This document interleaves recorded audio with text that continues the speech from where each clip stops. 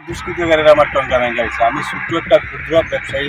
আমি এটা দিয়ে আমার দুইটা ছোট্ট ফ্যামিলি, দুইটা মেয়ে, একটা মেয়ে কলেজে পড়ে আর একটা ছোট, এটা দিয়ে আমি কোনো রকমের চক্র বিক্রি করে আমি চক্র বিক্রি করে কষ্ট চলি। তারপরে রাত্রেবেলায় দুষ্কৃত মেয়েটা ওঠে। এটা আমার বাড়ি চৈরাম রামকৃষ্ণ আশ্রমের কাছে। আমি সরকারের কাছে এইটুকু প্রার্থনা যে আমার অপরাধটা কি, আমার যদি এই যে ভাঙছে এটা যে আমার আমাকে সাহায্য সহায়তা করলে আমি একটু উপকৃত হয়। এরা আমার চলার মতো বা তারা আমার কোনো রাস্তা নাই, কেন এমন ভাঙছে যে আমি করার যে নিজের টাকা পয়সা দিয়ে ক্ষমতা আমার নেই। আমি সরকারের কাছে এটাই আবেদন, আমার যদি কিছু সাহায্য, আর্থিক সাহায্য যেতে আমার, সেটাই আমি চাইছি। আপনার নাম কি?